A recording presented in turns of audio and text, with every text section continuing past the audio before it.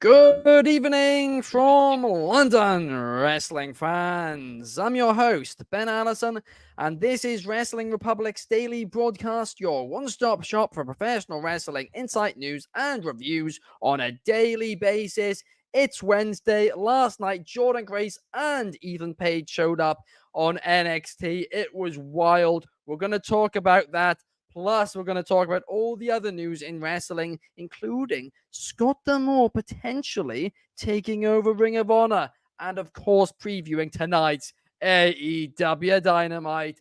But before we get into all of that one by one, let me introduce the panel. And what better way to start than the co-host of the show, Clark Taylor. How are you, Clark? What's going on, Ben? I'm fired up. I feel like I have a bit of a do-over here. If you saw off the air last night, I had some technical difficulties, so I didn't even fully get to vet my opinions on the two major debuts on NXT. Of course, my excellent teammates Shad and Drizzy picked me right up, so it was no problem in the least. We did fully vet it in some ways, but I'm glad that I get to talk about it today, as well as a bunch of other great topics. And we've got Dynamite tonight, which, oh yeah, I'll be in the building for.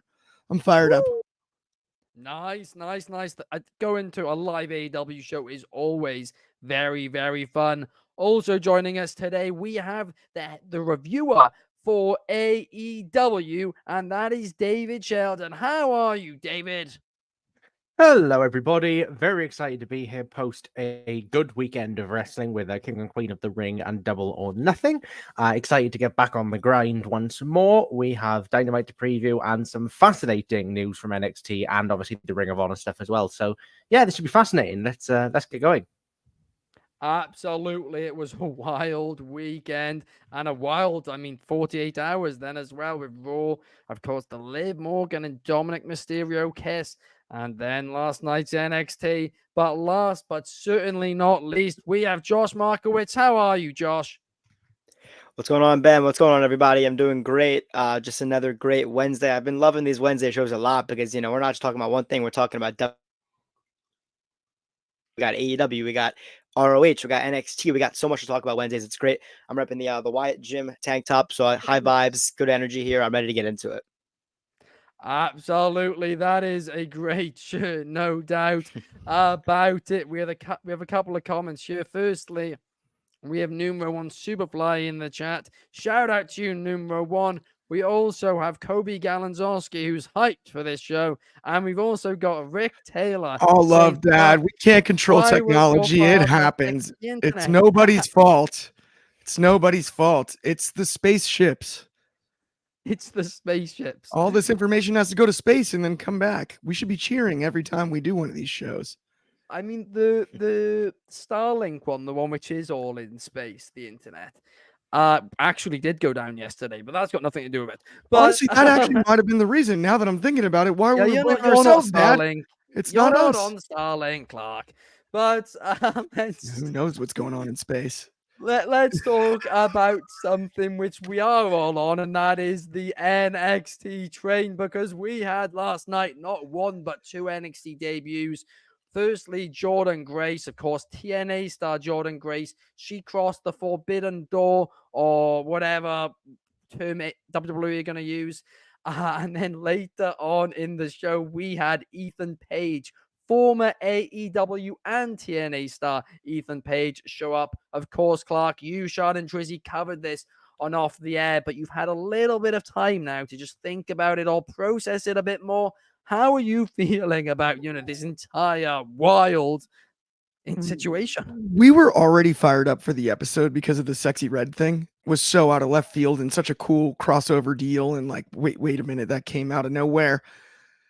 Then Jordynne Grace showed up out of nowhere, and that was enough.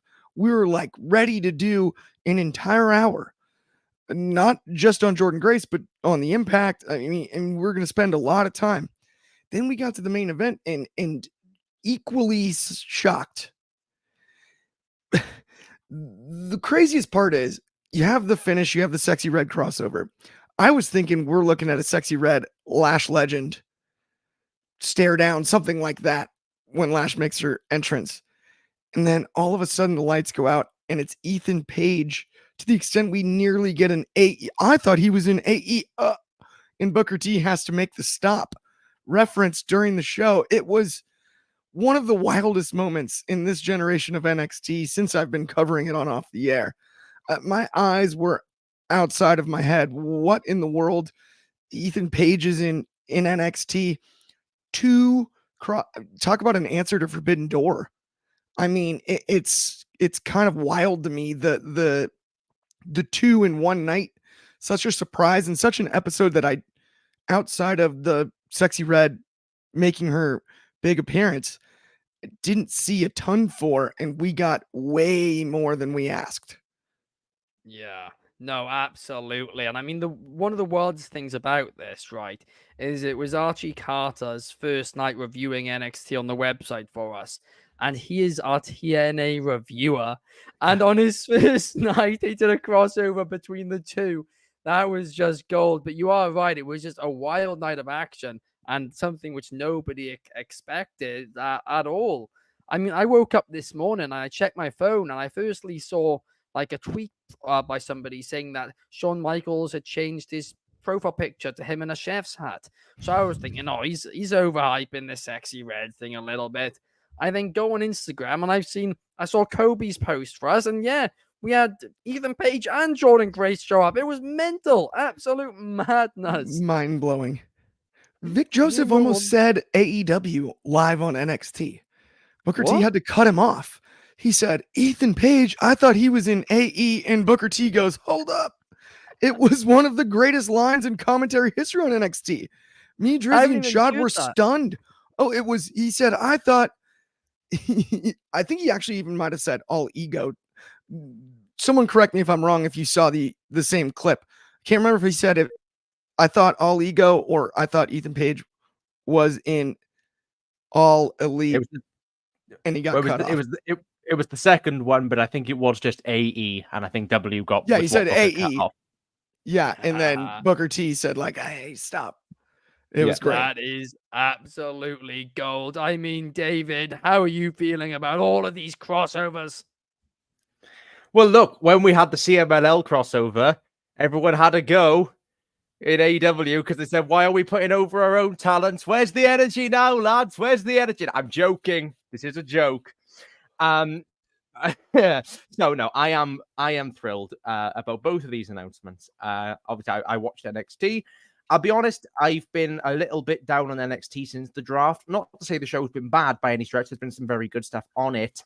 But to me, I think it's lost a lot of momentum without Breaker, without Dragunov, without Mello, without a lot of those. It feels like we're in a transition period right now, particularly I think the women's division is thriving right now. I think the men's division needs a boost, particularly in that main event scene, which Ethan Page will bring massively because Ethan Page is fantastic. I really enjoyed his little segment, and it immediately establishes him right at the top of the NXT men's singles division, going right after Trick, which is great because I've not been the biggest thing on the Lash Legend stuff. It's for a certain demographic. That demographic is not me.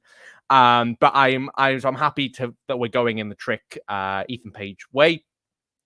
And yeah, I was baffled by Jordynne Grace. I did not expect it at all. I don't think anybody did. Excuse me. But I was thrilled to see her because I think Roxanne Perez and Jordynne Grace will be a fantastic match for the next pay-per-view. And yeah, I think if this is the start of a working relationship going forward, I think TNA is best suited to helping NXT. I think the main roster, we could have run into some of those issues that, we mentioned before of like, well, does the main roster need it?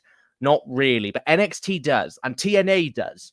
So I think that those crossovers, the only crossover that I want to see to the main roster of Impact is I want to see Joe Hendry at Clash at the Castle or somewhere in Scotland, because I think you'd be mad not. But I mean, he's one of the most hot acts in TNA right now. Why not have him do something? But yeah, I think this is a really exciting partnership, and I think it'll be a very fruitful partnership. And I do think that we will get more. I don't think it's just going to be Jordynne. I think she's going to be the start because she's the recognizable figure from the Rumble.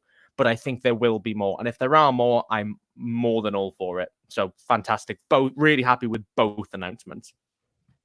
Say his name and he'll appear. I believe in Joe Hendry. No, we're not getting told that now. But we got really nervous about that last night, Ben, on off the air.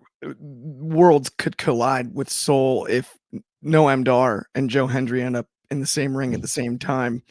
That the entire wrestling universe may explode with Soul takes about that one. Scottish on Scottish crime there.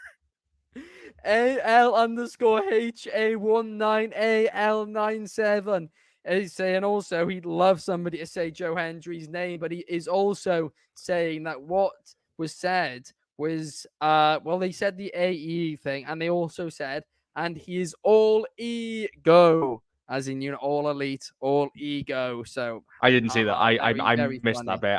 I was too busy just being excited he was there. Great line, by the way, to Trick as well. Whoop that Trick. That's exactly what I'm gonna do before smashing him in the corner. That's a really fun line. And yeah, I'm very excited. I think Ethan Page is so good. He's so good. He really, really is. I mean, somebody in the comments, TL3118 is saying, you know, Jordynne Grace was at the Royal Rumble. Could you imagine Jordynne Grace versus Jade Cargill? I won't go there with David's Jade not a fan Cargill. of Jade Cargill. We're just not. Let's. Josh, are you a Jade Cargill fan? See if you could be a bit more hyped for it than me.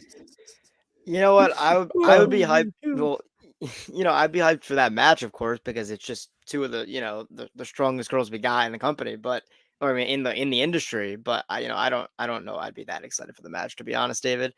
But I mean, I was ready to sing the Joe Hendry theme song along with everyone, but instead, I guess. Oh no, I think we got a Wi-Fi. What did he guess? Page. I want to know what he guessed. You'll never know what he guessed. I want to know what he guessed. Oh, he's back. He's back. What did you guess? What did you guess, Josh? What did I guess? Yeah, you were guessing and then you froze. Oh, well, I guess that this Jordynne Grace debut, or sort of debut, was absolutely awesome. So was Ethan Page. But look, I mean, I think this is just a huge show of development in the wrestling world as a whole. Kind of breaking open this forbidden door of WWE. It's something we have not seen really at all. And, you know, I think Grace showing up immediately into challenging for the belt is really fun. But I think the way to go about it is like, kind of look like, what if Jordynne Grace wins? Like, she will be holding a WWE and a TNA belt at the same time. Like, she'd be the first person to ever hold a belt from WWE and TNA, and the first person to ever hold a belt in WWE and another promotion in probably the last 30 years. I think Jeff Jarrett did it when. But I mean, like, we've seen the Forbidden Door open now, but like, let's see the willingness to kick that door open. Like, Jordynne Grace wins the championship, makes history, makes this TNA and WWE collaboration like truly bulletproof. It would be a lot of fun to see. And that's kind of my prediction with Jordynne Grace. And along with Ethan Page, it's really, really fun. The all ego Ethan Page, kind of the all flashy Trick Williams. You know, I think Trick Williams is going to be a really fun program. You know, in the beginning, I didn't think much of Ethan Page. I thought he was in a terrible faction that went nowhere in AEW. You know, he looked great and he could talk, but I know, right? No more math. I'm done high school. Enough of that. Yeah, no more math. But I think his Ethan Page's biggest, and I guess when he wrestled Omega on Collision, but I mean, it was like a half-empty arena. So, you know, I think clearly WWE and NXT see something in Ethan Page if they made him debut right against Trick Williams. So I'm really excited to see where this goes. In terms of who wins this match, which I assume we're anticipating is going to happen, I honestly don't know, because you got a man that's debuting in NXT that's already made a name for himself in the industry. Ethan Page is a great talent. He's going to be utilized very well, hopefully, in WWE. But then you got Trick Williams, who is really, really hot and really, really over right now. Yeah, I don't know who's going to win this match, honestly, but I'm really looking forward to it. I agree with you. It is going to be a lot of fun. NXT right now has a lot of hype around it going into battleground in the UFC Apex Arena as well, which is just something which is, So I mean, cool. I don't think any of us thought we'd ever see, isn't it? But I mean, it's a lot of fun, and it's a lot of fun when wrestling's a lot of fun. Like you said, like everyone's basically said, the fact that they're breaking down these barriers right now, it shows professional wrestling is going into a new era, the Triple H era. And I know, David, you don't like that term, but it's going to be a lot of fun. I was just gonna say, when CMLL goes over to AEW, it's Tony Khan being an idiot and not knowing about business. When Impact goes to WWE, it's because Triple H is a genius. That's all I'm gonna say. I think this is different. I do think there are differences to this deal and the CMLL one, but I'm just bringing it up because I think the reaction of wrestling fans online is a bit hypocritical. Oh, okay, I'll agree with that. I will agree in with a that. weird way. And not to jump in though, isn't it the most pro wrestling thing possible that the WWE for years made us feel like it's enormously impossible, and then AEW's done the Forbidden Door thing to, like testing the waters, and WWE sat through that storm, stuck to their guns, didn't open really much, right? Maybe left a crack, maybe let a few people slip through the sliding glass door out the side, but generally it's been closed. And I think, David, to your point, and it's somewhere between all of this, it's largely because of the fact that for decades we thought that is I thought the last time we'd see WWE in a Forbidden Door type scenario was VKM or whatever that guy's name was, announcing that he had just bought WCW on Nitro. I thought that's the last time we'd ever see it, to be honest, in my lifetime at one point. And so I think that's part of the reason the reaction's been the way it has been. Yeah. I mean, that makes a lot of sense, to be fair, Clark. And also, by the way, there's almost 1000% that AEW influenced WWE to do this as well. Like that can't be overlooked. AEW definitely, influenced WWE to try and create more connections to stop, a worldwide wrestling network happening with AEW creating partners worldwide. But the difference between the CMLL and this one is that, one, there's not many TNA stars coming over. Secondly, most of these, it's not like well, if that happens, David, then I'll end up agreeing and I'll backtrack on my thing. But the issue I had with the CML deal personally was the Collision viewership was dropping massively, and they kept filling the card with different AEW talents facing CMLL guys, which people haven't heard of, when your viewership figures are dropping. And I did not think that was beneficial to them in any way and it proved, viewership wise, it proved to be the case. But the actual deal between AEW and CMLL, I think, is a good one. But just the way they went about it was what I had an issue with. But let's talk about something which a lot of people have had an issue with over the last, couple of days. And that was that botched finish, Clark, at King and Queen of the Ring. I know both of us kind of didn't mind the Gunther Orton finish. The fact Orton's shoulders weren't down, it kind of protected Orton a little bit. But hey, Triple H said after the match, we might have to do a rematch. But Clark, I want to know, do you think a rematch is the right idea, or should they just leave it how it is? I don't know anybody in the world who saw Ali Frazier 1 and wasn't like, we need 2. What are we doing here, man? What do you mean? Do we need a Gunther versus Orton rematch? Of course we need a Gunther versus Orton rematch, and the botched finish is part of the reason why. Because the match was sublime up until then, psychologically. Even the finish psychologically was perfect, other than the fact that, it was slightly botched, because that shoulder appeared to be a little bit up. We never got our payoff the last time this happened in a major match with Becky Lynch and Ronda Rousey. We never got our payoff on that. Let's get our payoff this time. What do you mean? Of course we need Ali Frazier too. Of course we need Tyson Holyfield too. Of course we need the rematch. Come on. That's a no-brainer. Yes. Gunther Orton in a blood feud. How about that? I got robbed.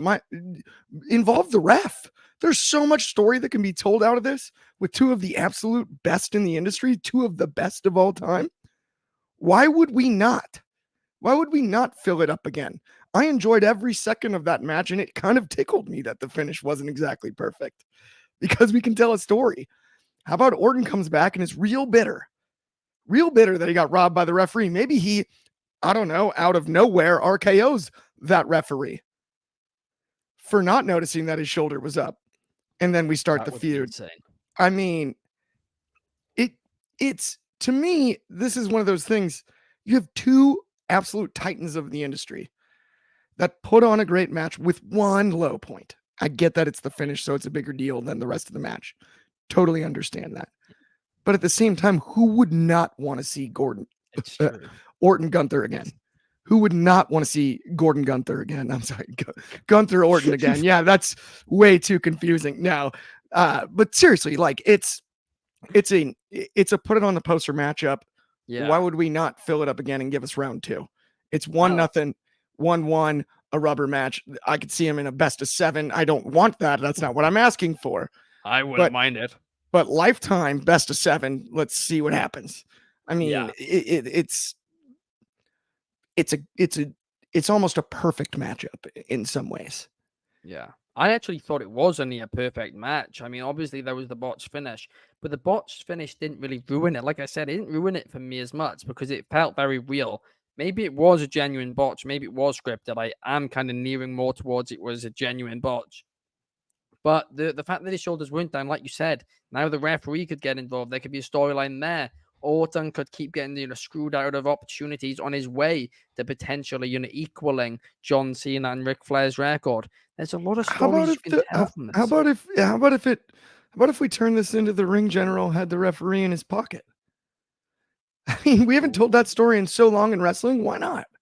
Yeah, why not? I think that's why not? I think Gunther is a terrible character to do that with, though, because the whole point of Gunther should be that he respects the ring and respects the rules. He doesn't seem to anymore, though, because they just get perfect irony.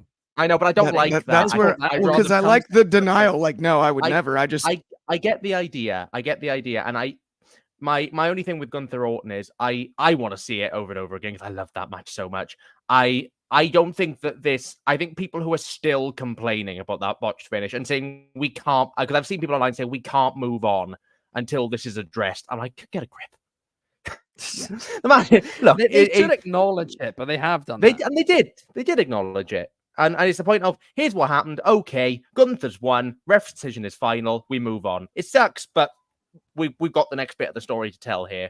We'll revisit it when we need to, rather than let's stop everything to see this resolved, because we don't need that. We've only got 3 weeks till Clash. Let's keep the momentum going. Yeah, no, fair enough. I mean, Kobe says it goes against his character. But I mean, it does go against his character, but that's the point in a turn, whether it's a heel turn, face turn, whatever turn in wrestling, right? Or in any TV show. Sometimes a character, when the spotlight's on them, they are suddenly, on a bit of a losing streak. He just lost the Intercontinental Championship. He was trying to build himself back up. Maybe he felt like he needed the King of the Ring so badly that, hey, he went against his own morals in order to Rated get R it. Superstar was the most out of character turn ever. I mean, that's the exact opposite of everything Edge was leading up to that. If you think about it, it's like he was Mysterio's big buddy. Yeah, no, I mean, that is certainly, a good point in there. We also got a great comment from Kobe saying, a TNA champion wrestling for a WWE NXT championship in a UFC building. I love it. That is absolutely gold. But something else, guys, which is gold, is Next Level. Now, if you guys don't know who Next Level are, let me quickly tell you a bit about them. Next Level basically got all our social media links. They put them all in one link so they're easily accessible to everybody, right? So we have all our content on there, plus exclusive content, plus just in case that wasn't enough, they also do exclusive giveaways on there quite regularly as well. Click the link, scroll to the bottom. You can see if any are on. It is completely free. It is a platform of thriving wrestling fans on there. It's a thriving community. So yeah, that's nxconnect.me/Wrestling Republic to see all our content across all platforms, linked all in one place. But now let's move on to talk about something which I am quite excited to talk about. Now, if any of you guys, and I'm completely forgotten, I'm going to have to apologize to you. I've forgotten who did the interview, but I will find out by the time you finish talking, David. In case you guys haven't heard, Will Ospreay did an interview this week, and he basically said that, hey, Scott D'Amore, he's obviously jobless now, former TNA president. He got let go from them, but Will Ospreay and Scott D'Amore have a close working relationship, and Ospreay would quite like Tony Khan to hire Scott D'Amore and to let him run Ring of Honor. Now, of course, Ring of Honor has been getting a lot of criticism as of late that it feels like AEW Dark 2.0, a third AEW brand. Kind of feels like it maybe, has a few different identities and then they're not sure which one it should be. But perhaps Scott D'Amore is the answer. David, what's your thoughts? Well, I was going to say the exact thing. First of all, on the Will Ospreay thing, I did a quick Google search while you were talking. The name Adrian Hernandez has come up. That's it. That's the don't guy. know who Adrian. Shout out to him. I unfortunately shout out to him. I don't know who he is, unfortunately, but shout out to him for a great interview. Ospreay. All right, Scott D'Amore. Ring of Honor. I've watched a fair bit of Ring of Honor television. It's not awful by any way. I've seen worse wrestling shows in the week.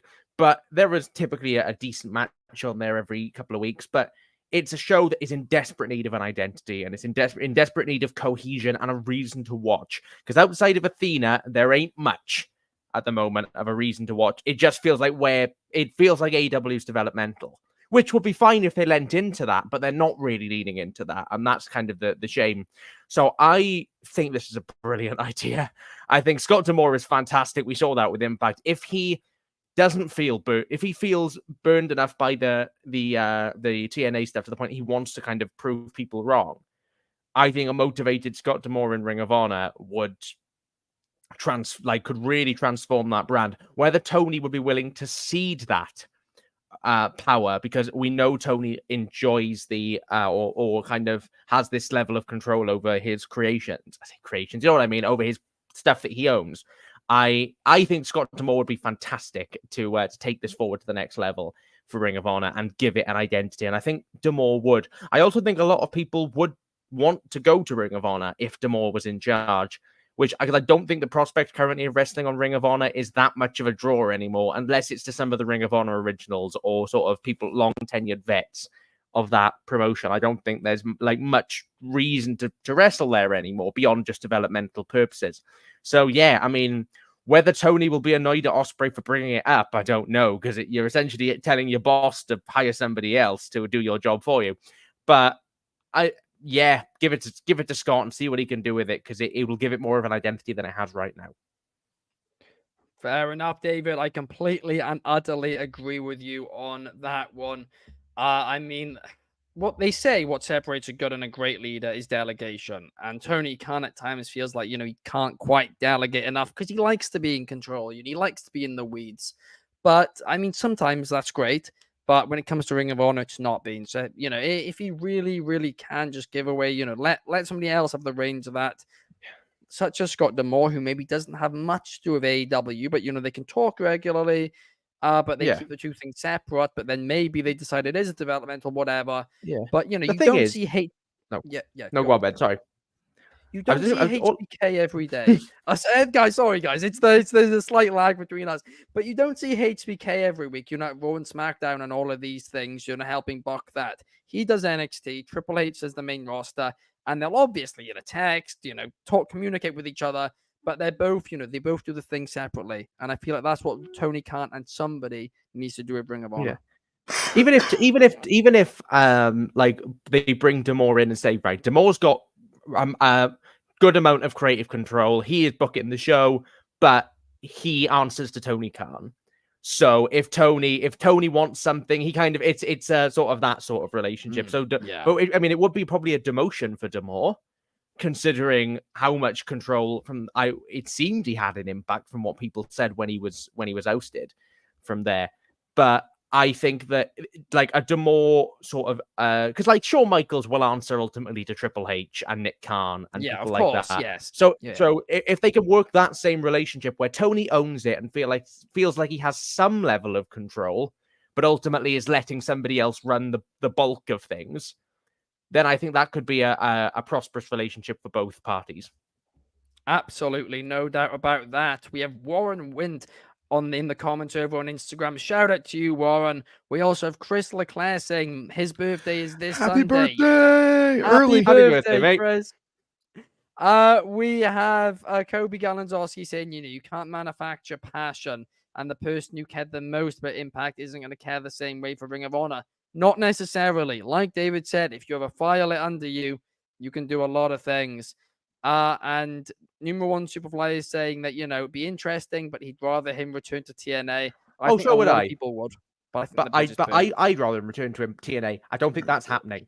I think that ship has sailed now. If that was going to happen, it would have happened a month ago when all the TNA people very publicly said they wanted him back. I don't think he's coming back, so I think they need to look for the next steps now.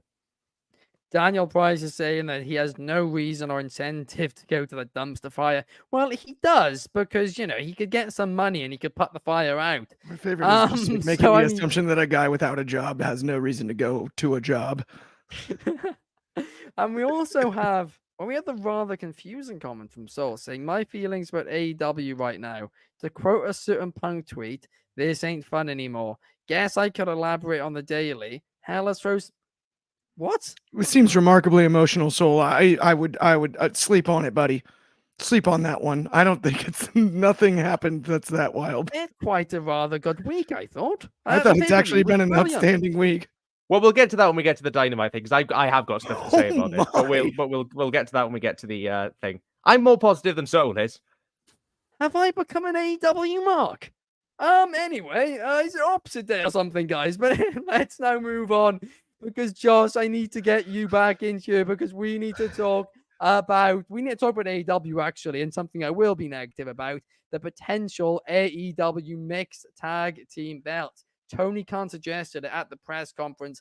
I don't think there's a need for them. I think if you're going to do another set of tag team belts, give it to the women. Doing it a mix without having a women's tag team belt makes it feel like you're saying to the women that they're not good enough to do it on their own and they need to be with a man. I don't like that at all. But hey, Josh, what is your thoughts on this one?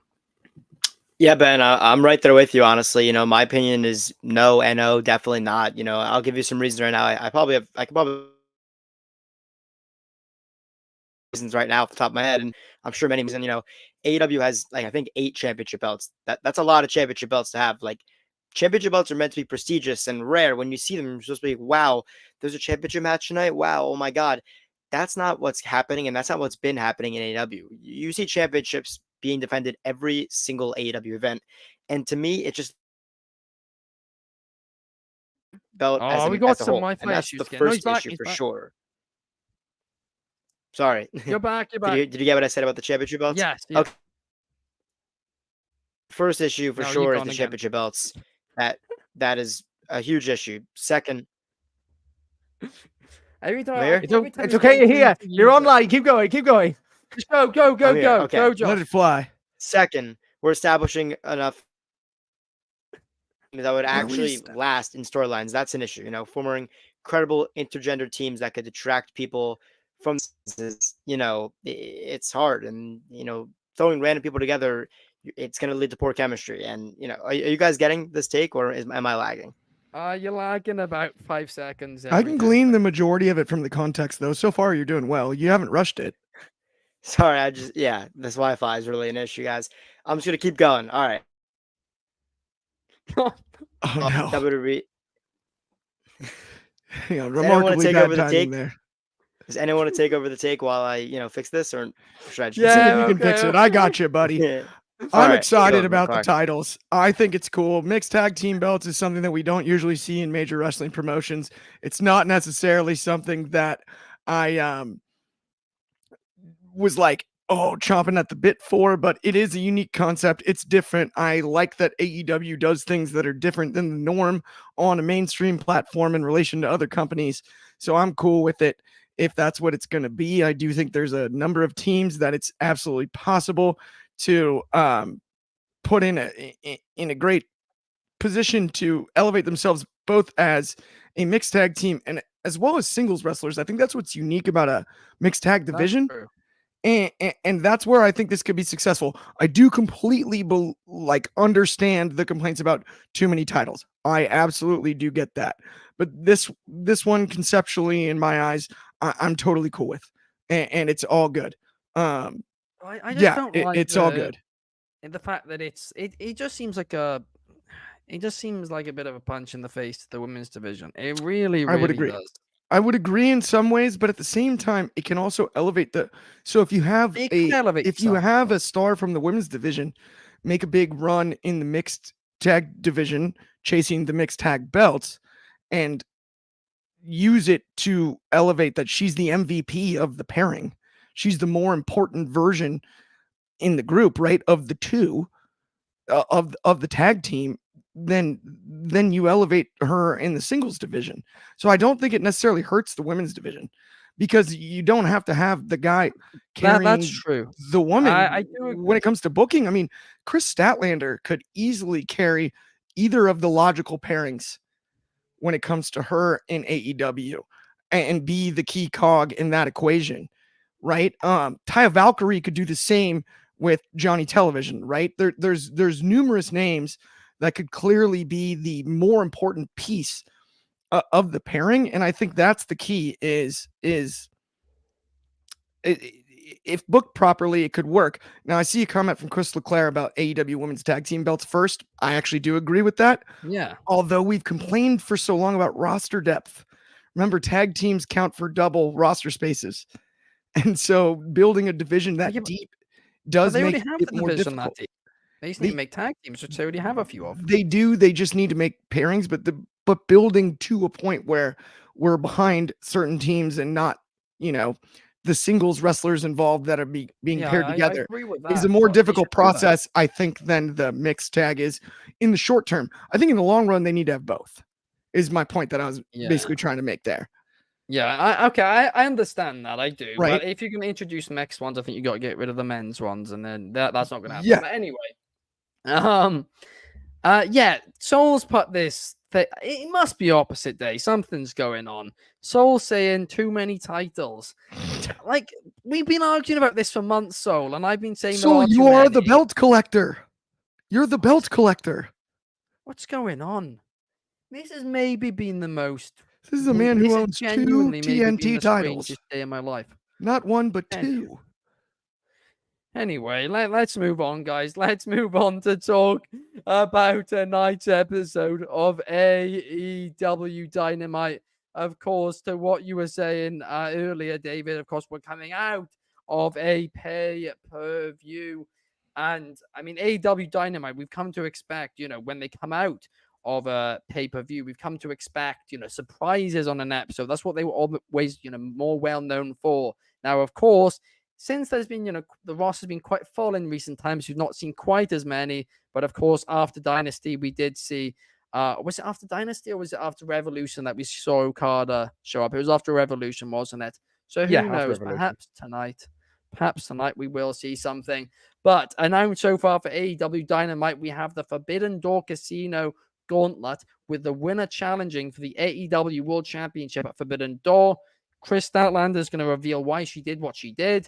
We've got the debut of TE time with the Learning Tree, Chris Jericho. So I hope you have your textbook out, David.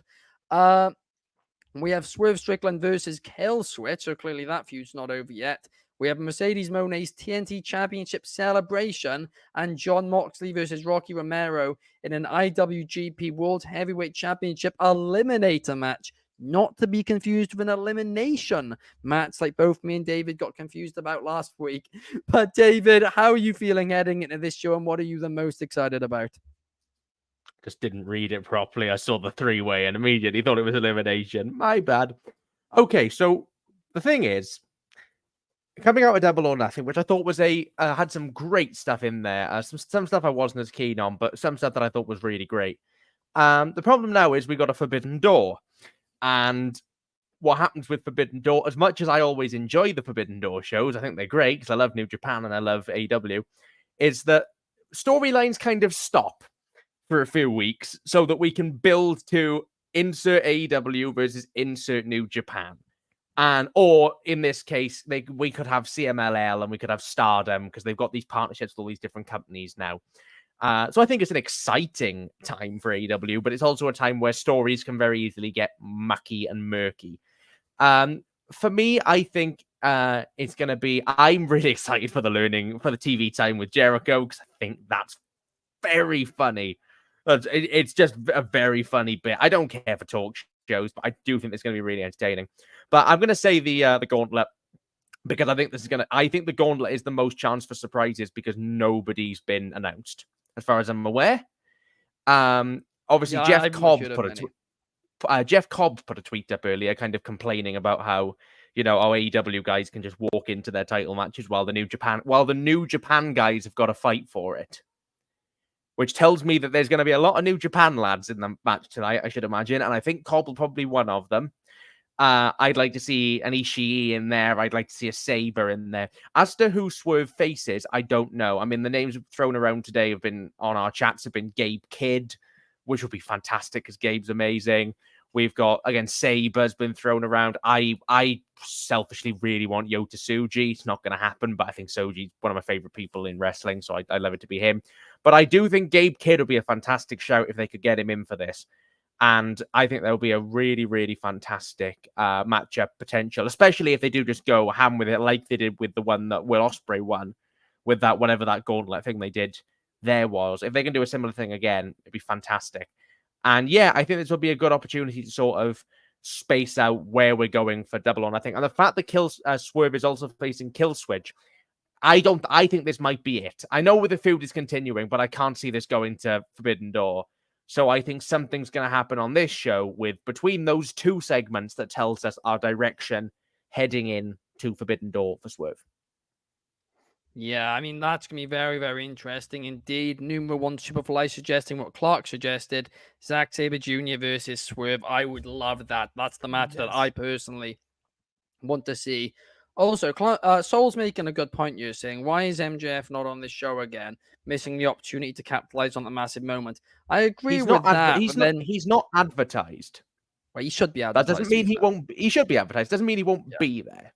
But he's not that advertised. Is a good point. I'll tell you somebody who will be there, though. I may not be advertised either, but I'll be there.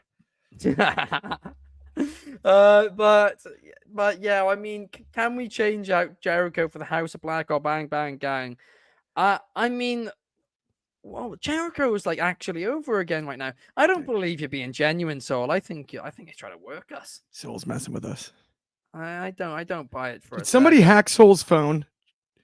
State your name. Maybe. I think that's potentially the most, reveal genuine, yourself. Yeah. Answer right now. I mean, I want to get Josh in you real quickly. Let's give this another try, Josh. What are you most looking forward to tonight on AEW Dynamite? Yeah, I'm really excited for the Casino Gauntlet match, just for starters, because we saw the last time they did when it was great. Will Ospreay absolutely shined in that match, but overall it was a great match. Also, I know we got Rocky Romero, John Moxley. That's gonna be a really, really good match. Just another one of those matches that gets thrown together randomly, but it's gonna be a great match. That's what AEW is all about. Literally just throwing together random matches on Dynamite, but they're bangers. So honestly, I don't complain. Besides the fact that there's not a lot of storylines that kind of work together with Dynamite. But I mean, look, Soul just said it. MJF is your king on this chessboard of AEW and Dynamite weekly television. Look, he may be there tonight, but how are you not even advertised for tonight? In the situation where AEW is in right now, they need ticket sales. It's very evident. You see it online all the time. I know there's a lot of trolls that obviously over exaggerated or whatnot, but it's true. AEW has been on a decline for ticket sales. How are you not advertising your biggest star right now? Likely, but maybe decides. Oh, we got so far right into that now. take. And got so far and tried so hard. So close, but so far. But in the end. You back? Yeah. So nice. I think I just think the issue with that, the only thing with MJF is that I don't know if he's a big enough people in the seats, just to be honest. I know Roman Reigns, John Cena, CM Punk, those. John Cena, CM Punk, those are the names that are going to put people's butts in seats. MJF, I don't know if he's there yet, but at the very least, he's coming back from a return. You've got to advertise him for tonight's Dynamite. And I really hope he is, because if he's not on Dynamite, then I don't even know why he showed up at Double or Nothing. I don't I don't even know what he was doing, honestly. I So, fe- you know, I yeah, David. Sorry, I was going to say quickly, Josh. I feel like what they probably should have done was do the beat down on Cole on Double or Nothing, and then advertise MJF will speak for the first time on Dynamite. Because when MJF comes out unannounced and says I've re-signed, that literally could have been his one line: is shows the tattoo, I've re-signed, I ain't going anywhere, leaves, and then MJF sets out what he's going to do next on Dynamite, and they haven't really done that, which is a shame. What are your thoughts, Clark? I know I'm probably supposed to complain, but I don't want to complain. Finally, Clark has come back to Dynamite in Los Angeles tonight, guys. Come on. I'm on the floor taking my mom. We're going to have the time of our lives. This is going to be sick. MJF will be there, advertised or not. Maybe they should have advertised him. Hopefully there's some fresh new gear. I'm a little bit stoked about the merch stand. I'm just excited to attend the event. I'll be out there. It's going to be an absolute blast. I do completely understand all of the complaints about not advertising MJF. What are you doing? It's Hollywood. There's nobody arguably more Hollywood, despite the fact that we all know he's from the East Coast, than Maxwell Jacob Friedman based on behavior alone. Also, he cut the iconic Tony Khan's Mark promo in the building that the show's on tonight. So it would make a heck of a lot of sense to have him appear. I do think he'll actually be there in my heart. I don't necessarily understand the advertisement part like you guys mentioned. But other than that, there's a lot of good stuff on tonight's show. I'm excited to see it. And the Forum is a great venue for watching pro wrestling. So anybody in LA, say what's up if you see me out there. Shout out Wrestling Republic. It's going to be fun. It's a great place to watch pro wrestling. It's a loud building. It's one of the louder Southern California crowds, right? I've always felt like the Honda Center and the Forum do a better job of holding noise, and you get a more hardcore fan base by comparison to some of the other venues. And that's no knock on the other ones. I've lived here for a long time, but I am excited for tonight's show, no doubt about it. And I'm excited to be going.